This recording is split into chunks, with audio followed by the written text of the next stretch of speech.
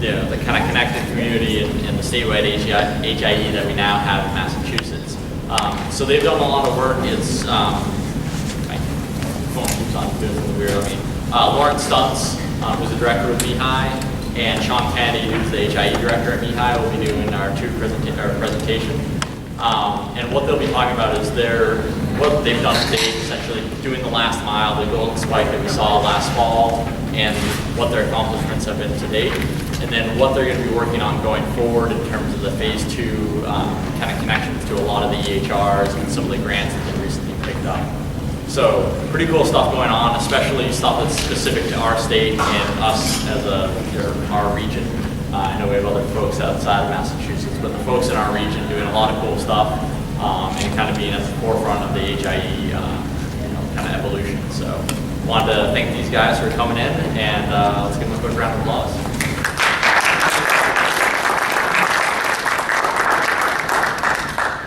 Thanks, Mike.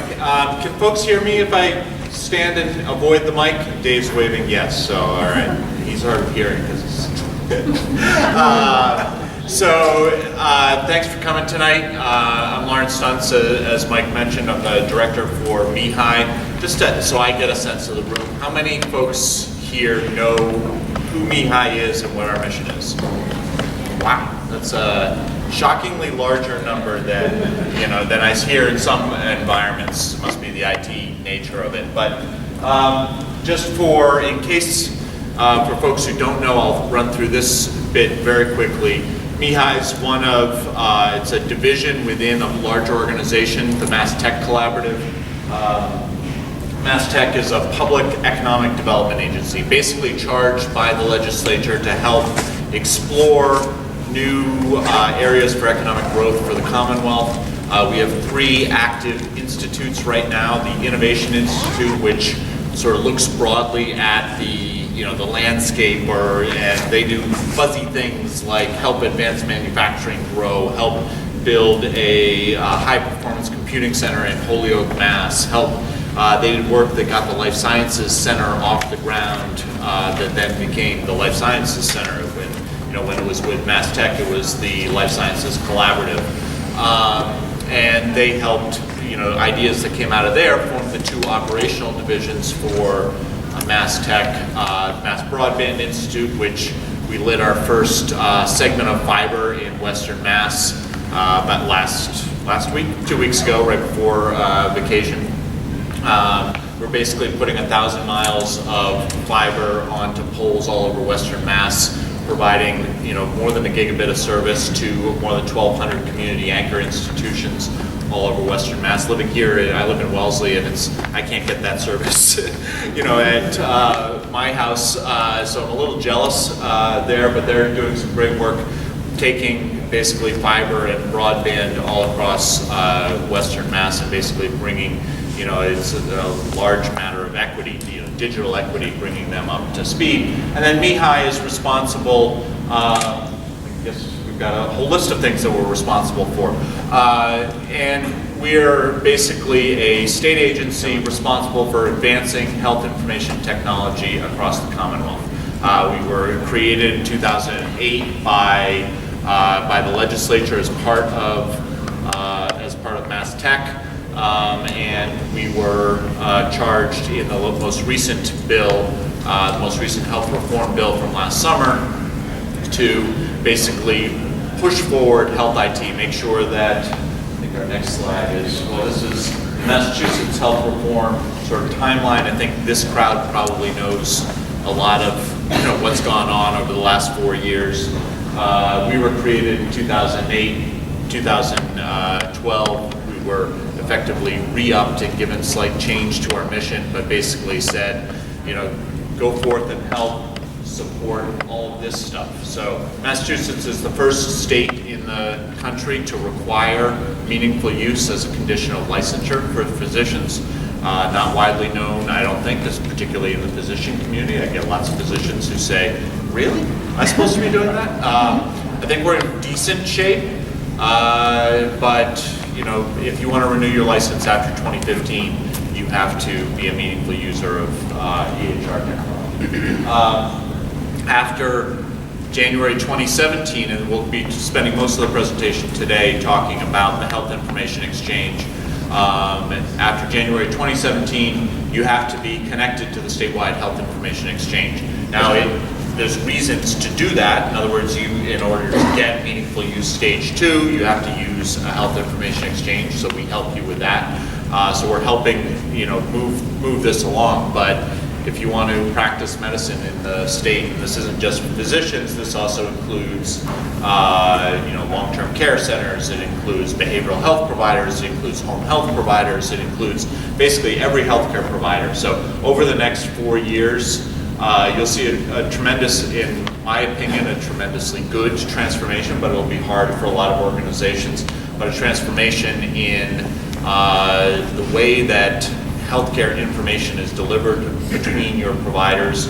We're integrating the patient into this model.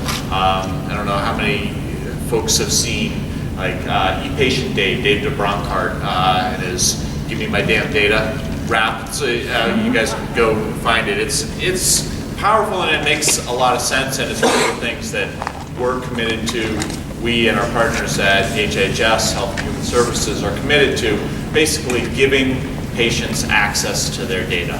It's a key piece of what we think is going to help drive transformation in healthcare costs, healthcare quality, and patient engagement. And the Health Information Exchange is going to include all that. I'm preaching to a little bit of preaching to a choir in terms of the benefits here, so I won't go into them. Just from a perspective of MiHi, how we help, where do we go, where do we play in this, how do we see this? We see our role as educating providers, educating patients, educating the consumer, educating the general public about health IT and the benefits thereof. We've got a couple of resources there, the MiHi website, the HIT community, which is off of the website. A couple of folks from Digital Collaboration Solutions that we work with on that are here tonight, so I'd just like to thank them for their efforts supporting MiHi. We also help get EHRs rolled out, so we've got the Extension Center, we've got the Medicaid EHR Incentive Payment Program that helps Medicaid providers. Then the HiWay is the Health Information Exchange. Sean's going to talk a lot about that. List of programs there. And all of this leads to basically change in healthcare delivery, innovation around this.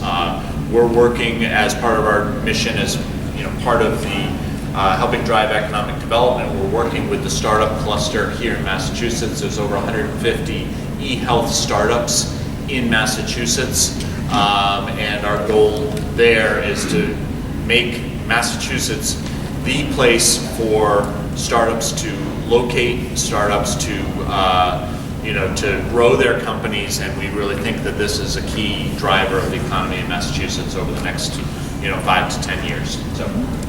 And all of that is underlaid by a consistent outreach and communication arm of MiHi, basically educating providers wherever they are on the continuum of adopting health information technology. So I won't go into the detailed programs because we want to spend most of the time on HIE, but we're basically divided into 3 different programs. And the Health Information Exchange and Extension Center merge into a broader health IT adoption program. The Medicaid contract helps Medicaid providers get their EHR incentive payments. So I'm gonna, I'm here for questions. I know we've got about 45 minutes. We started a little bit late. I don't know what exactly we are on timing, but Sean's going to get into details of the Health Information Exchange, but stop us if you've got any questions. This is sort of a big spread out room. Feel free to raise your hand and stop us as we go, and either of us can answer. I didn't give much of my background, just so folks know. I started here at the eHealth Institute last May as the director there. I took over from Rick Shute, who I think was a pretty active member here within the New England HIMSS chapter.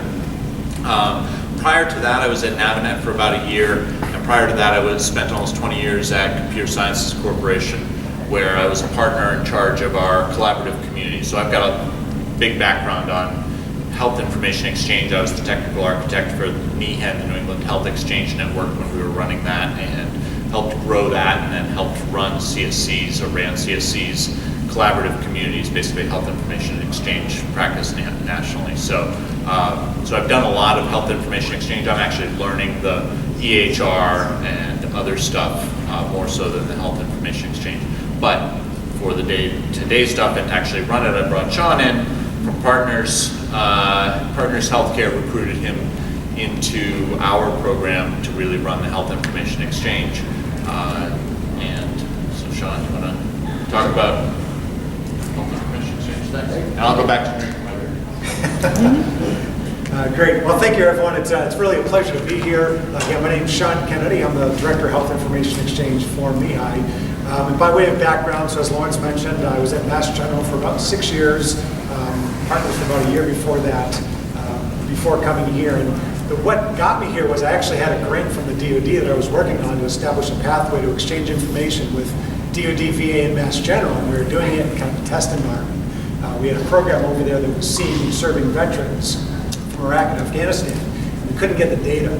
So we had a program to do that. We tested things like Blue Button, Connect, and the direct products. And then that led me to this thing called this statewide HIE in Lawrence, and that led me to here.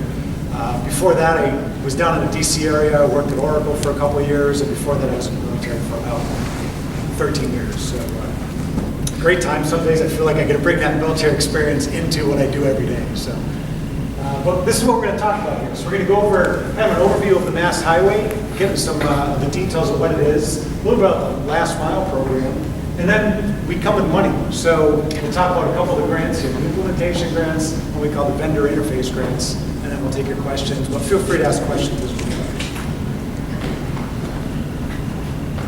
All right, so what is the HiWay? So it's basically, this is a collaboration between MIHI and the EOHHS, the Executive Office for Health and Human Services. EOHHS leads the infrastructure development, so the development of the technical architecture of the HiWay, the secure messaging component of it. They're building out that infrastructure, and they contracted with Orion Health and a couple other vendors to pull that together.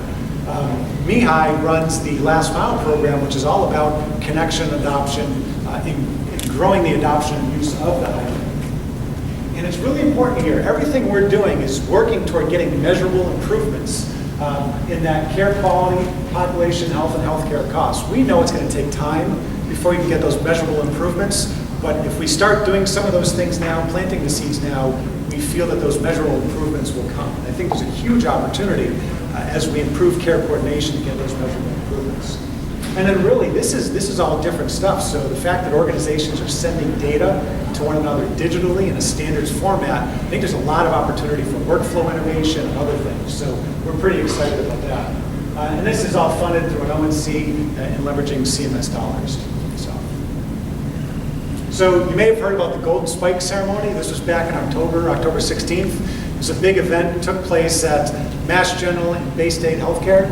And basically, it was a virtual event where we had, this is the Ether Dome here. It was cool. It was on Ether Day, so October 16th back in 1846, 47. The day Ether was first used, right in that spot right there. That's me. So this is our thing. Bay State's on the other side of that right there. And basically, the governor came in, and we sent his record from Mass General to Bay State, opening the HiWay, demonstrating it works. And behind the scenes, all these folks here represent 14 other organizations that also took place in that. And it was great. We had a Twitter stream of everyone kind of showcasing what they did for that. And it was really a nice, big showcase of what we were able to do with the HiWay. So it was awesome. So this is we get the question frequently about who can join the HiWay. Who's part of this? And we call this HiWay really enables a secure exchange of secure electronic exchange of health information among these diverse participants. And it's a full range, right? We've got acute and post-acute care, long-term post-acute care, ambulatory care, public health, labs, pharmacies, payers. And the patient is grayed out there because patient currently can't join the HiWay. However, we fully intend for them to be able to join the HiWay. That's certainly on our roadmap. And Mass HiWay brokers all that communication among those organizations. You may have read about the benefits of HIE. This is pretty well publicized. We talk about things about improved and streamlined care coordination, fewer medical errors, improved patient safety, the opportunity to reduce duplication of tests, diagnostics, certainly supports meaningful use as we get to stage 2. You know, healthcare costs and reduction of those costs throughout the healthcare delivery system. You know, there's a number of registries that we'll talk about that are going to be added to the HiWay. You may have a unique interface to each of those. If you connect to the HiWay, you build out one interface and you can connect to each of the registries. So a nice opportunity to improve that public health reporting. And then this is really foundational for accountable care and value-based pricing models, right? So the importance of organizations to be able to see where their patient goes, if they're discharged for a hip replacement and they wind up in the emergency room somewhere else. That's good information to know as we get into this sharing of risk. So we talk about this thing called the trust fabric, and this is basically the idea that we're bringing together the technical components of security. We talk about encryption and authentication, coupled with the privacy. There's this participation packet, you may have heard of, it's kind of a legal document, the rules of the road, the do's and don'ts of the HiWay, and how you'll operate, and then patient consent. And it's the marrying of these two that come together to build what we call that trust fabric. The most important thing is that people trust that the data they're sending is going to be secure, it's going to get where it's supposed to go, and it's supposed to get there in a timely fashion. And this environment is what we're working to build. So there's 2 phases to this, right? So we start out in phase 1, and we call it the push environment. Phase 2 gets into this thing called the pull or query environment. So phase 1 we're in right now. So it started with the golden spike. It's ramping up, and now is a time where I like to say that we're working out, we've worked out a lot of the kinks, and we're getting ready to really push people into production on the highway. The state has assumed what they call a HISP role, Health Information Service Provider. And basically, this is the role where they're assuming the role of a registration and certificate authority. They're going to be dishing out or issuing digital certificates, making sure that messages get to where they're supposed to. All the services that come with a HISP provider, the state of Massachusetts, the OHHS is assuming that role. And then this is a directed environment, so you're pushing information from one location to another. So you would essentially look up who you want to send to, much like you would enter the phone number on a fax machine, and you would send that to whoever you intend to send to. And the reason we start out in this push versus the pull largely is consent is wildly different in those 2 environments, right? So in the push environment, presumably you're already getting that consent on your end before you would fax something to someone else. Same applies here. You're still going to get that consent on your end, and you're going to send it out over the HiWay. Now, Chapter 224 introduces some interesting things about making us an opt-in state that many people are trying to interpret the implications of that, but presumably get that consent and push it out over the HiWay. Whereas in phase 2, when we get into query, now the idea is that you're able to query the community and get back everything they know about Sean Kennedy. Okay? So how do they confirm the consent has been ascertained on that one before they release that? So we're starting with the push and direct environment. So here we go, phase 2 gets into registries, and we call querying health. Development of registries, so this is the cancer registry, syndromic surveillance, child behavioral health, immunization registry, a couple others. And then introducing that patient-directed exchange, so the ability to send information to the patient, whether it's directly on the HiWay or perhaps through a personal health record. So what are the connection options here? So these are the different types of participants, just a sampling, it's not there's certainly more that are available here. These are the services ultimately that the HiWays provide. So we've got this participant directory. So this is a listing of everyone who's on the HiWay. You look them up, kind of like a global address list on Outlook. You look them up, you add them, and then you send them a message. Certificate repository, so managing all those different certificates. Secure messaging, obviously sending them a secure message. Message transformation, so if your gateway is an XDR gateway versus an S-MIME gateway, there has to be some transformation that occurs, and the HiWay provides that transformation. And then secure webmail, so imagine a secure Google, if you will. You're going to log on to a web portal, and you're going to have access to an email account, and then you can look up people for this participant directory, really intended for smaller practices. And then these are the options that get connected. We've got basically 4 options. And the The first one here, EHR connects directly. So whatever EHR system you have in your organization, this is probably intended for those that maybe have, you've got one EHR that serves your whole organization, right? A little more difficult if you've got an inpatient system, outpatient system, RAD system, pharmacy system, lab system, a lot of different ones. But the idea is that EHR itself would build in what we call a direct gateway into their EHR product, and that would allow you to connect directly to the HiWay. Connect with a local gateway. So there's kind of two flavors. There's a local gateway we call the land box. And I say this is kind of like the Verizon or Comcast guy coming to your house, and they're going to come, and if you order cable, they're going to deliver the black cable box to you, right? Or you could choose to build your own cable box, right? So the land box is essentially that pre-configured box to get you connected to the HiWay versus this local gateway is the one that your IT staff, there's many organizations here in Massachusetts that have just wonderful IT departments, that they can go ahead and build that. There's plenty of specifications and reference implementations that would say how you would build an XDR gateway versus an SMTP or S-MIME gateway. So those are those two flavors there of the different gateways. And then the other one is the webmail. And this is really intended for organizations that may have just a couple providers, but that provider would have their own inbox, if you will, their own mailbox, and they would use that mailbox to exchange on the HiWay. So again, these are essentially gateways.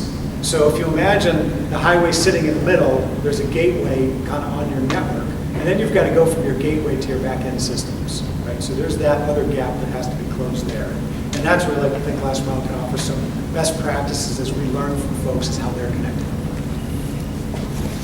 Any questions on that? Because it's kind of a... The idea here is basically to meet people where they are. If you've got an EHR that can speak, direct, the NHIN direct standard, like some can. Quest has a HISP, and they say, well, we can just let you connect directly through their Care 360 product. Others, that's emerging. We're working with the EHR vendors. Many of our of our large hospitals, partners, Beth Israel, many other organizations are using a land box because that's what they're used to. They did that with D10, they've done that with interface engines, they've got a lot of experience. And then there's a lot of providers who don't have the IT infrastructure or don't have an EHR yet. They have to get one, and we're going to help them do that. But the webmail is a sort of an interim step. So we see that in all three of these, and actually we've got an interesting project that if we've got time we can talk about on the Impact project where we're building key functionality into that webmail box. So basically giving templatized ability to transfer, to create care coordination, transfer documents between long-term care facilities, post-acute long-term care facilities. So basically we want to meet people where they are. And this is new. I have a question for you. I noticed the patient's not on there, the patient's grayed out, but this is the year of patient engagement. And HiMA just recently testified in Washington about some data integrity issues. And it seems so awesome that this tool, this HiWay, will be here to create this foundation of data. But if it's wrong at any point, it's just going to proliferate. And if the patient doesn't have that opportunity to correct, amend, or even participate, it almost seems like we're creating something that's going to be and so on and so on and so on. I see the patient grayed out. How soon will that patient really, e-patient data, the others want So it's in phase 2. Just so everybody knows from a funding perspective, phase 1 was funded last year. A lot of the funding comes from CMS. Phase 2, we've submitted back in November, December, I believe. I forget when the IAPD went in. Was it? Well, submitted earlier, and we're hoping to get final approval basically imminently. That includes funding for patient availability and patient-directed exchange. Basically, this year we will be building that capability for patient-direct engagement. You know how desperately they want to be involved. Yeah, absolutely. It has to be a key piece of it. But if the data's not, Yeah. I mean, we intentionally phased it. If the data's not moving, then every provider has to help figure out how to get the patient data, Yeah. their data. we wanted the exchange to be moving it, so we put it into phase 2. Absolutely, yeah. At some point, will you be talking about how this may interact with the federal, I think it used to be called the direct program, Yeah. the direct interchange at the federal level? Yeah, sure. I mean, do you want to talk about where we've, I mean, there's two things.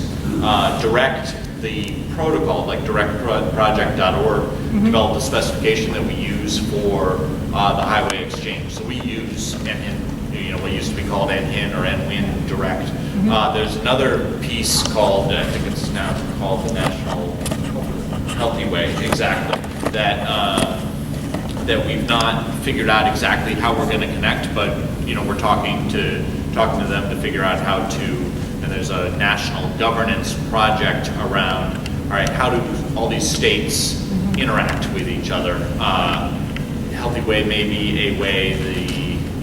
There's directtrust.org, maybe another way. So we are working on it, but not there yet. Part of our strategy is since 98% of use cases will be solved with the Massachusetts intra, if you take a total healthcare data exchange, 98% of the time, it's between providers in Massachusetts. Yeah, everybody wants to solve the national problem, but let's solve it here first. So that's the approach that we're taking. Thank you. And on that phase 2, there's a couple pieces that we talked about on this last slide. I should say here that we also have, there's a record locator service, a patient consent database that's going to be created. So when patient consent is captured at the respective organizations, that in phase 2 will be populated in this central database. So when you query the community, it's going to look at that record locator service, say, where's Sean Kennedy's records? And if I got care at Bay State and at Mass General and at McLean, I may give consent for Mass General and Bay State, but not McLean. And the record locator service will only return records from Bay State and Mass General. Right? It's definitely on the roadmap. It's high interest on our side. And I think probably the earlier way we'll do it is by getting personal health records, PHR record, connected to the HiWay as a node on the HiWay. And that allows us to send messages to that PHR record. And then we'll get to the point where we get patients actually. Yes, sir.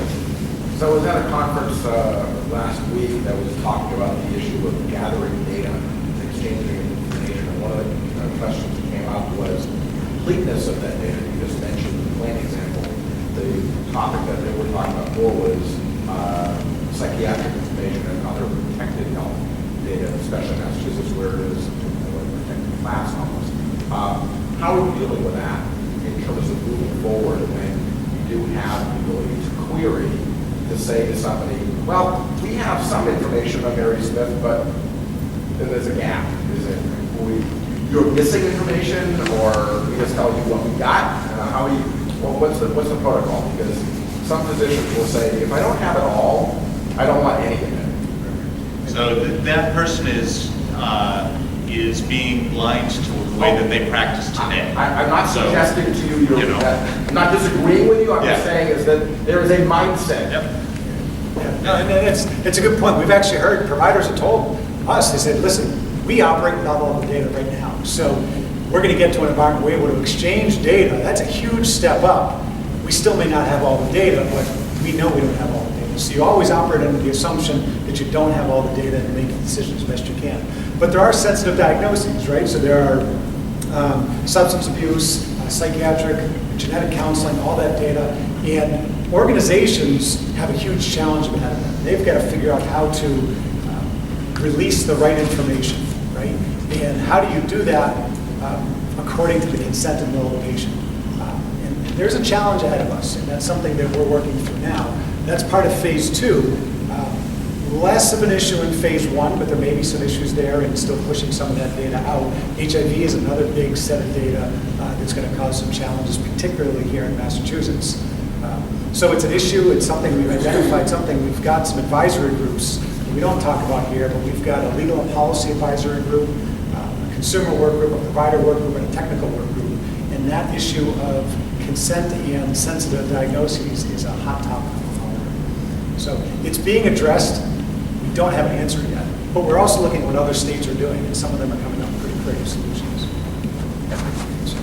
Are your registries the equivalent of a central repository for data, or you're not using a central repository, you're trying to access instantaneously in response to requests?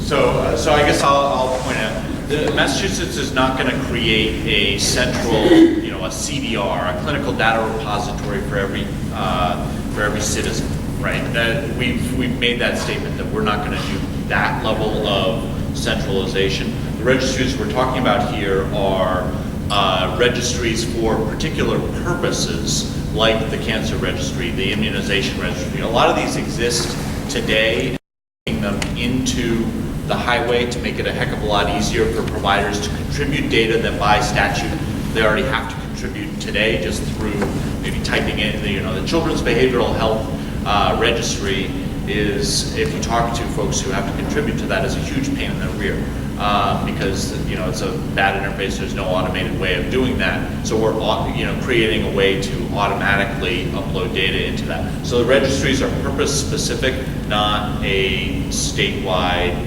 clinical repository. So there's no central repository. If a patient or a doctor needs to get information, you basically send a query out to every facility. No, sorry, the record locator service, which is part of that, will have a record of consented information, basically information that's consented to be shared, or the combination of, and then so you ask that, where can I get information? And then you ask, the organizations who hold that information and have agreed to share it with you on the patient's behalf, because the patient has consented to share it with you. Then sort of it's a two-phase. It's the a lot of the Markle Foundation architecture that So there, I'm familiar with the Santa Barbara situation, and so obviously I assume we've addressed problems that that one encountered with not having a central repository. And there's this other concept as we get into phase 2 about query. Is it a community-wide search or request, or is it a targeted request? And that's something that's being built into this phase 2 as well. In phase 2, it's more conceptual at this point, right? Because it's not funded yet, the request is in, but there's a lot of thought about what it's going to look like and leveraging the best practices.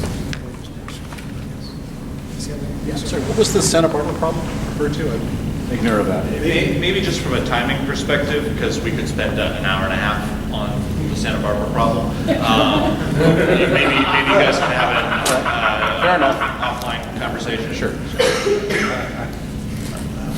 But yes, the big thing is that the clinical repository, we're not going to have that for that. We're going to start with this directed messaging, get into query messaging. So let's go on to last mile, particularly what we're doing. So we look at the mission of last mile program is really growing adoption. We want to get organizations connected to the HiWay, individuals using it, catalyzing innovation along the way. And we think there's a huge opportunity for innovation across the board and really getting to these demonstrating measurable improvements. I think there's a real opportunity there. And that's kind of our duty, is to make sure that we're getting toward these improvements in care quality, population health, and healthcare costs. And that's where we're going to need, frankly, the help of the community. So you can see our goals here: connect and integrate. This is referring primarily to getting organizations connected, different technology vendors, EHR vendors, PHR vendors connected to the HiWay. Maximizing adoption. So once they're connected, how do we grow the transaction volume? How do we get more people on the HiWay? And then ultimately moving toward that impacting healthcare. So this is the environment we're living in. I won't spend a lot of time on this slide, I certainly could, but the big challenge that we're operating on is kind of barriers, incentives, barriers, and penalties. And these barriers, there's a lot of barriers out there. Right? We've built this HiWay through the state. There's no real on-ramps to it yet. Right? So how do we get people onto the HiWay? I mean, that's a huge challenge. So we're kind of saying that this year, 2013, is really the year of building those on-ramps. And we've got some mechanisms we'll talk about how we're trying to catalyze that. But that's a big deal, getting those connections so that people can easily get data onto the HiWay and start exchanging. The consent infrastructure, that's a big deal too, is trying to nail that down, make sure that's going to work. Just evolving our own HiWay infrastructure, getting the products and the services really tuned to meet the needs. There's this thing called HISP to HISP, this idea of a network talking to another network, a trust thing that goes on there. This kind of topic called scalable trust that you may have heard about. That's another one that's a gate that we're working through. and then general awareness. And then there's some incentives around meaningful use, some grants that we have. And then there's a lot of enablers out there, right? So there's a lot of activity in the Commonwealth that really requires some form of health information exchange. We've got the ACOs, community-based care transition programs, patient-centered medical homes, lots of mergers and acquisitions. I mean, everyone seems to be merging with everyone. And those new mergers bring with it new EHRs that don't talk together. And maybe there's an opportunity for HiWay to participate there. And a lot of innovation, and we think outcome funding. So since all this activity is happening here, we may be able to attract external funding for this. And then obviously the force of law. It's nice to have that Chapter 224 to say that this has to happen. And that leads to some of the penalties that Lawrence talked about around non-participation in the HIE come 2017, and then the other around licensure becoming effective in 2015. And there's also the CMS readmission penalties out there. So all these things, we're trying to work through this whole environment here. And we've got a number of programs that we're working on. This vendor interface grant program, I'm going to talk about that in a couple slides because I've got a grant that we have getting ready to go out on that. But basically, this is to get EHR vendors connected to the HiWay. Build that direct interface into your product to build that on-ramp and make that happen. Implementation and support program, this is an organization that's helping us with a lot of the activity around supporting the program, working on with all the customers to get them, help them get connected to the HiWay. We think that consent is a potential challenge out there, so we're going to build a community of practice around that. And frankly, we're going to call the community to see if they're interested in participating. And I want privacy officers, security officers, EHR vendors, consumers, frankly, everybody. Because if we're not looking at all the perspectives and all the sides of this thing, we're going to miss something. And it's too big to miss. This community collaboration program. So we've seen already that organizations like to come up with their friends, with their trading partners. It's not fun to be the first person on the highway because you got no one to talk to, right? So let's bring up a trading partner, someone that you're doing referrals with. And then the implementation grant program, which is another one I'll talk about. Applications were due on Monday of last week, and we're going through this review process now. This is a really exciting one. And you can see how they impact our goals here. And the implementation grants are really addressing all of those, so it's pretty exciting. And then, as Lawrence mentioned, outreach, marketing, and education is filtering through everything that we're doing. So how do you get connected to the HiWay? Right? So it starts out with just basic initial contact. Just give us a call. We've got a phone number, a website, a web form, send me an email. Let me know you're interested. That'll follow up with perhaps an education session. I come to your organization, give you a presentation. We can do a webinar. We do an event like this. Get people spun up as exactly what's going on, answer questions. And then once you're interested and you think this is something you want to do, then we work with you on developing a use case, right? Because it's hard to say that I just want to join the HiWay, right? What do you want to do with the HiWay? There's so many data elements to think through there. Who in your organization you want to get involved in that? So what's the use case? Is it a referral from a PCP to a specialist? Is it getting a discharge summary from a hospital? Any number of other use cases. Once we get that nailed down, that helps inform what connection type. And you saw the different connection types. What's the way you want to get connected? We work with you, figure out what your backend architecture is, what's the gap to getting connected to help inform you. And then you actually get connected, you test that to make sure it works, and then you're off and running live using the HiWay. So a couple of use cases here. These are just some of the most common ones to give you a sense. So this idea of a discharge summary from a hospital to provider. So a hospital sends a discharge summary to a care team member, either a PCP or a specialist. Like that is a pretty common use case. It may seem a little basic, but from our perspective, no one's doing this yet. So this is really exciting to be able to do just this. Or wouldn't it be great to know if your patient was hospitalized? And we've heard from docs, they just have no idea that their patients are hospitalized. Maybe another use case. I think Worcester did that. St. Pete's did a program a couple of years ago where they were sending the discharge summary to the PCPs. Yeah, absolutely. Oh, there's a lot of organizations doing it. None are doing it on the HiWay. and there isn't a statewide infrastructure to support that. Right. So I mean, this So is how not do you even exist then? This is not rocket science, right? We're not going to show you something. Wow, I never thought of that. What we're talking about is having a common, low-cost, secure, reliable infrastructure that supports that across the entire Commonwealth. So we've designed a structure that basically makes it so that a doc can join this for $5 a month, right? a hospital, a large hospital, partner scale hospital can join it for $30,000 and a little bit less than $30,000 a year. This is not, this is well within reach. The whole idea behind this is, we need to get the data moving. And yes, St. Bees did a pilot. That's great. That affects the metro population of Worcester is, 250,000, maybe 300,000. So now we're at 5% of the population of the state. Let's get to 6.5 million. I think they did it 3 or 4 years ago. So. Yeah, absolutely. Yeah, no, there's really cool stuff that's been done in pockets that we're leveraging and moving on. Absolutely. This one here, PCP sending a request for referral to perhaps a diagnostic service, specialty service. And then, by the way, did the patient go to that appointment? And then if they did go, can you send that care summary back to the PCP? And that's a pretty good one. And then coming soon, really like to get the patient involved. So hospital specialty service sending a discharge summary of care to the patient.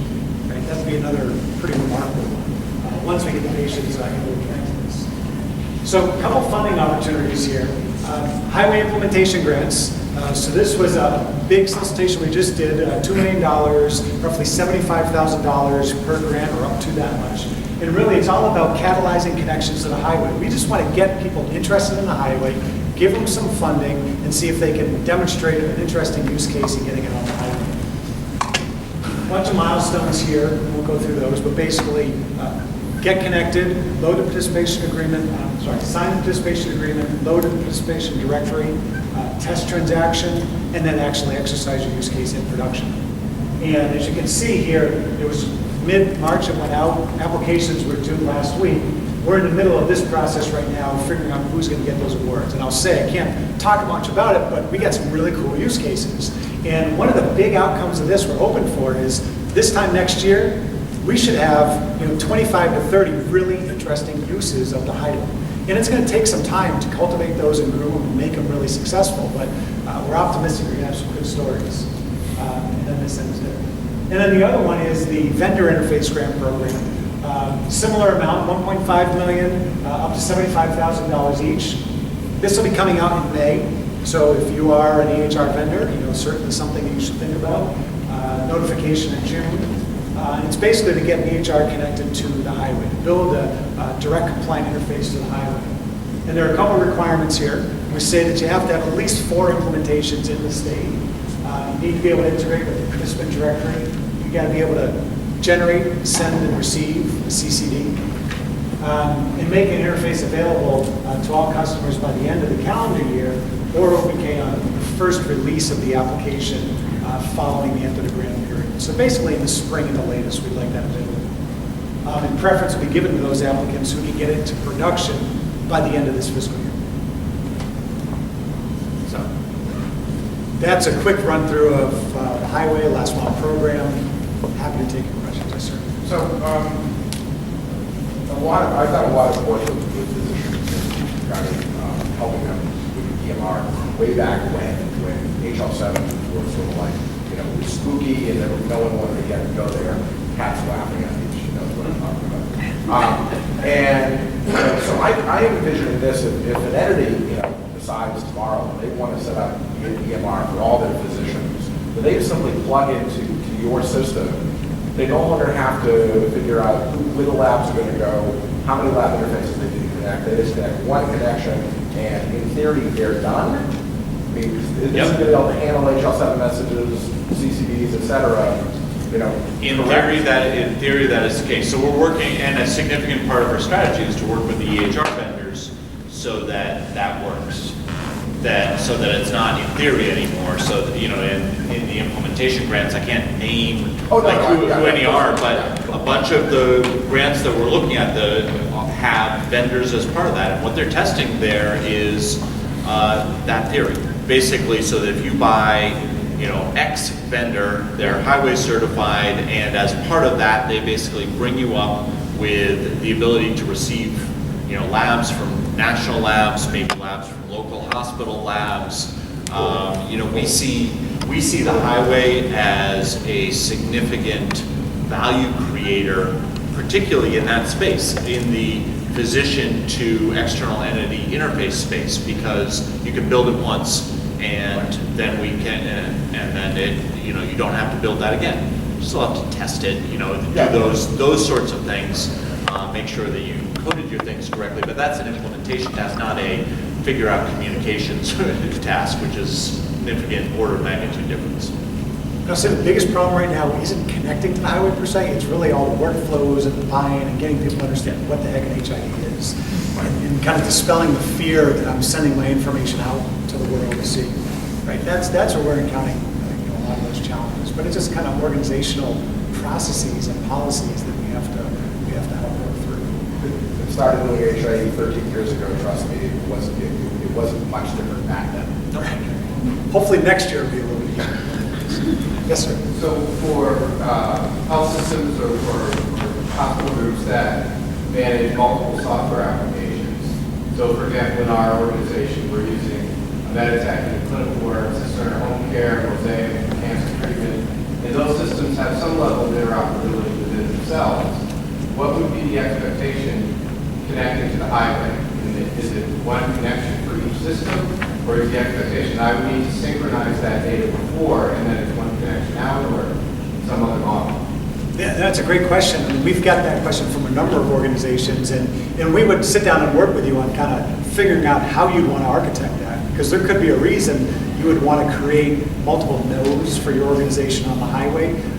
If your inpatient and outpatient system don't currently talk to one another, you could say that you could use the highway to facilitate that communication, right? So you can create two nodes on the highway and make them talk together. So it's simulating kind of an internal HIE, or you can figure out how to use a gateway, have one gateway, one node at your organization, and use it as an aggregator for all your back-end systems to connect to, and then send it out over the highway. But I would point out, one of the things that we didn't put up on here, a major part of the program that we've got is what we call the Last Mile Management Office. So and their job basically is to, their job is to work with organizations and help them think through all the questions and answer them so that they can figure out, the organization can quickly figure that out for themselves, or can figure that out with the consultation that we're basically paying for on behalf of the Commonwealth to help everybody connect up. So the idea behind the Last Mile Management Office is to provide expert service to help you figure out that question. Do I have 4 nodes on the highway? Do I have 1 node? Do I have enough internal? Do I use a land box which can take in connections and then disperse them out to the appropriate systems? So the land box, just for folks who may know this crowd is likely to, is effectively, it's a Rhapsody integration engine in a box. So it's Orion's Rhapsody, which is one of the top 2 or 3 interface engines in healthcare, but it's pre-configured to be used with the highway, and it has a lot of the core capability of a Rhapsody integration engine to route transactions once they come into your organization. So it may well be a solution for something like what you're describing. But that's what the Last Mile Management Office is supposed to help with. And I'll say one of our goals is this year it's going to be a lot of that hands-on conversation with folks. Over time, we want to generate documentation, we want to generate videos, kind of how-to instructionals to help people be able to do this a little bit more self-service and on demand. But it's complicated, so yes, we're here.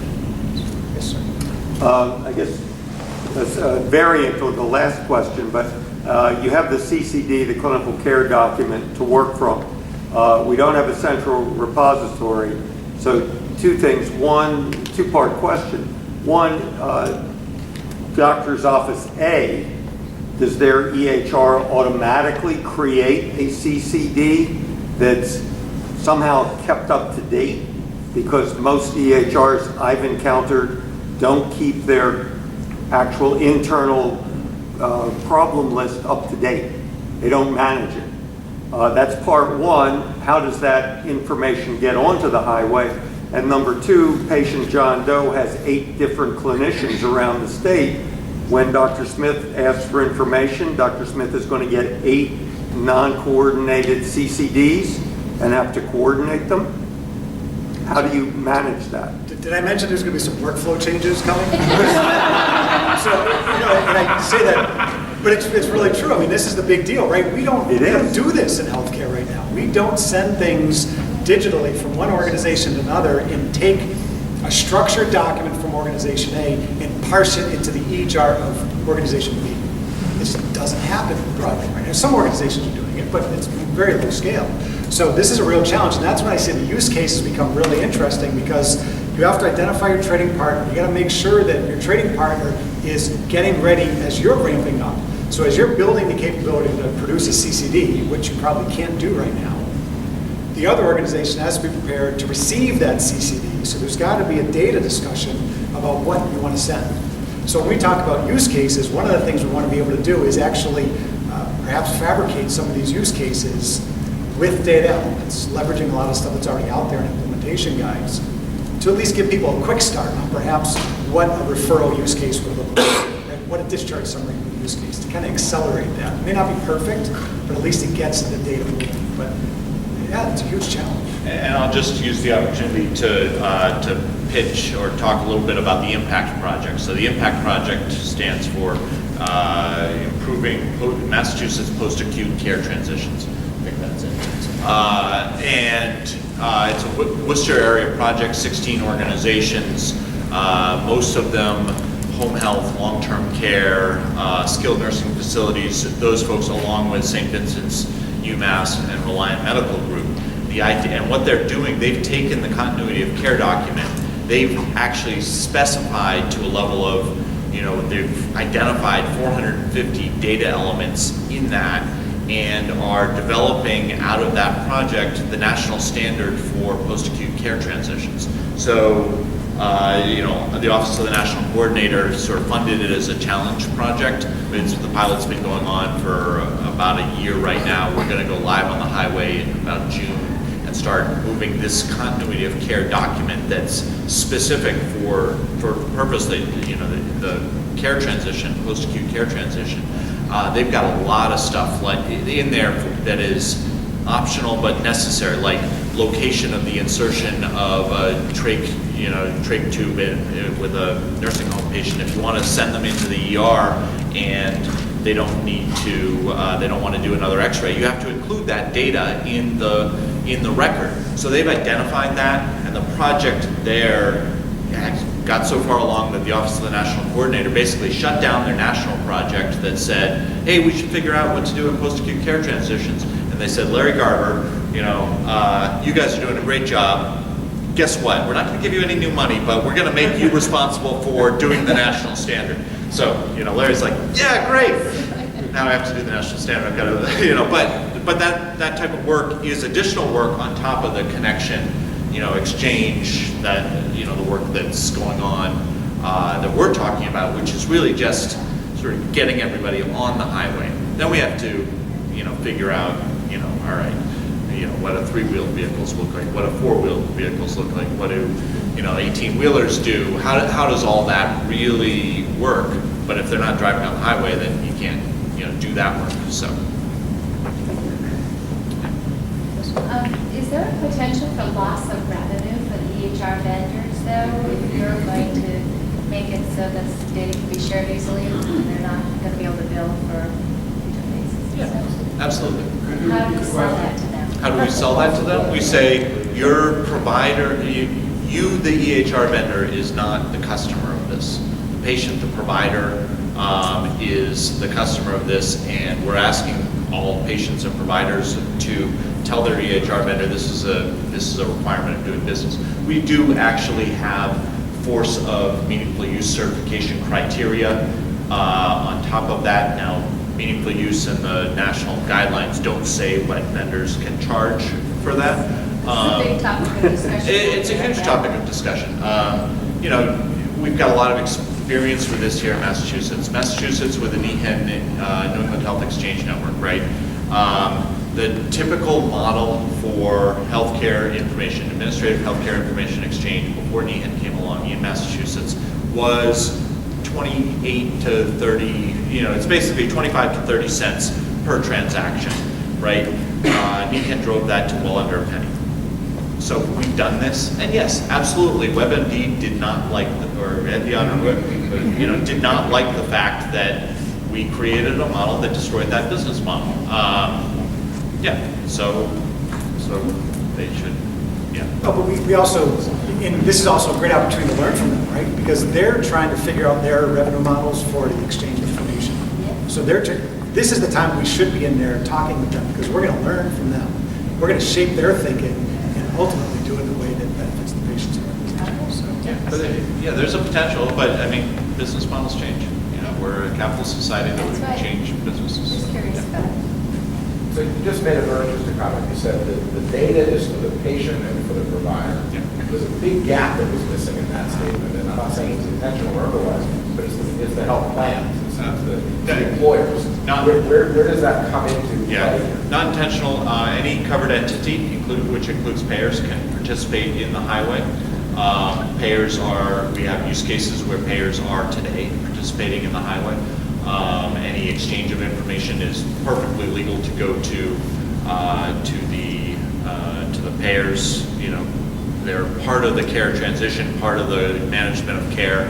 We're not going to get into the policy about when that should be used, but they can participate, and providers and payers can absolutely exchange data across the HiWay.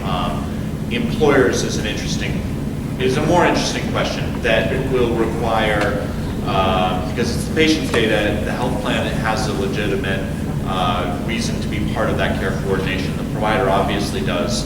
I'm not sure that the employer has. In certain cases, they are the payer, right? There are many very large self-insured plan.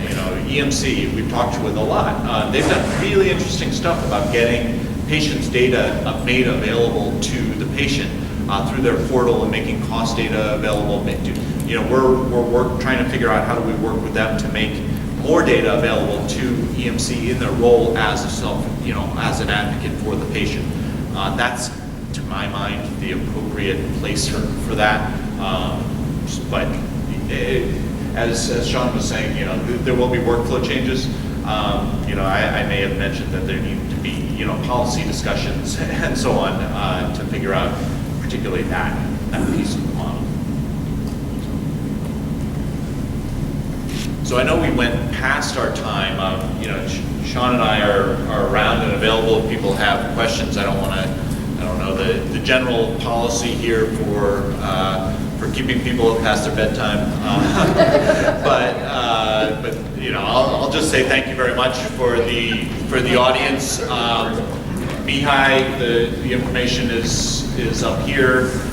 Please encourage, if you are a provider, join the HiWay. If you work with providers, encourage them to join the HiWay. If you work with anybody in healthcare, if you're a patient, figure out how to join the HiWay, because this is the reason I took this job 11 months ago was, frankly, we're changing the way that all of us are going to get healthcare over the next 3 years, and we're going to experience the healthcare system tremendously differently, and it's a super exciting opportunity. So, and that's how I convinced Sean to come join me.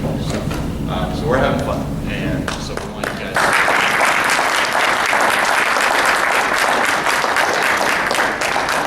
I just want to wrap up. So we have like another 15 or 20 minutes in the room. Just a couple of things about events that we have coming up. We have the Changing Healthcare Marketplace event coming up on May 10th, Friday, May 10th, at JFK Library. And then we also have the Northern Maine annual event. I don't know exactly the date on that. 26th of May, of April, okay. I think a couple days from now. So Friday. So that's coming up in Northern Maine. Both of those are on the calendar on the website. And this is our last monthly event of the year. It is.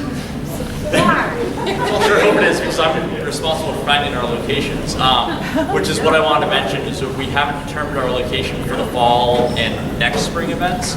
We're working on that. If you have any input, we've switched it up. We did paparazzi for like 6 years, and we tried Rayburn. We've been here.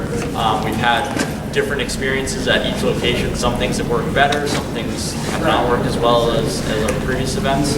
So we want to hear that feedback. So you can either email me if you know who I am, or email programs@nehims, or come up to me and bug me now. And that's it. Thank you. Thanks, guys.